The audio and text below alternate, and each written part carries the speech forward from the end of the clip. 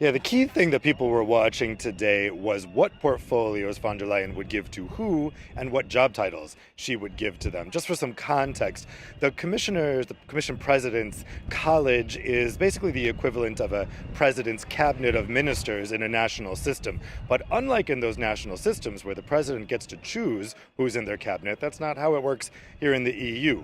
The presidents don't get to choose who's in their cabinets. They get to choose only what job they're assigned. It's the member states who get to nominate one commissioner each to serve in her cabinet. And then what she was announcing today was not the names, because we knew the names already. It was what portfolios they were being assigned. And in the run-up to this, there was a lot of controversy over a couple different issues. One was what to do with Italy's nominee, Raffaele Fitto, who is from the far-right Brothers of Italy party of Giorgia Meloni. A lot of MEPs were balking at the idea that he would be given an executive vice presidency or be given an important folio like the economy.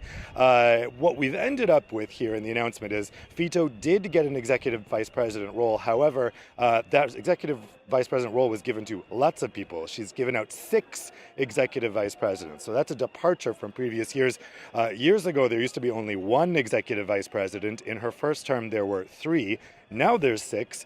So he's only one of 6, and he's been given a relatively, at least politically, less important portfolio, which is Cohesion. It's a lot of money that he's in charge of, but it's a more technical portfolio. It's hard to see how that's going to be politically scandalous. So I think that should be okay with MEPs. We'll see. And then there was also the question of France. So yesterday we had the dramatic announcement that Thierry Breton, the very powerful commissioner from France in charge of the internal market, would be stepping down. He accused von der Leyen of going behind his back to try to orchestrate his removal. He was replaced with Stéphane Séjourné, and there was a question of whether Séjourné would also be made executive vice president. Both Rome and Paris were fighting for the economics portfolio.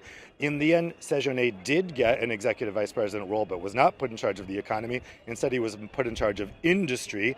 That could be important. It could not be. It kind of depends what he wants to do with it. Valdis Dombrovskis actually kept the economy portfolio. He strangely was downgraded, demoted from being an executive vice president in von der Leyen's first term to now just being a normal commissioner. I think it shows exactly that these titles are not very important. What von der Leyen has shrewdly done here is she's eliminated the middle rung between regular commissioners and executive vice presidents. There used to be just normal vice presidents there. She's eliminated that. So basically she's just added the word executive vice president or executive to the existing vice president system. So none of these countries are actually getting anything. This is just kind of making it seem like they've gotten something important. But the titles are not so important. It's the portfolios that are important.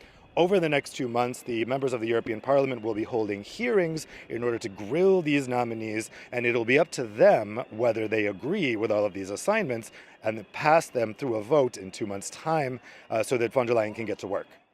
And von der Leyen comes out of this pretty well, Dave, but as you've suggested, President Macron of France rather bruised now. Yeah, I mean, yesterday's developments really shocked people here in Brussels. What appears to have happened is that von der Leyen did go to President Macron and say, I cannot work with Thierry Breton anymore. He caused her a lot of headaches in the first term. They very clearly didn't like each other. They got in lots of spats, both in public and in private. And she said, if you insist on keeping him as your nominee for my second term, I'm going to give him a very bad portfolio. So if you want a good portfolio, you've got to switch to someone else. And it looks like Macron did indeed do that. And the fact that President von der Leyen was able to strong-arm the president of France into changing his nominee is quite shocking to people here, especially people who have been here a long time, because France has always been the most politically powerful internally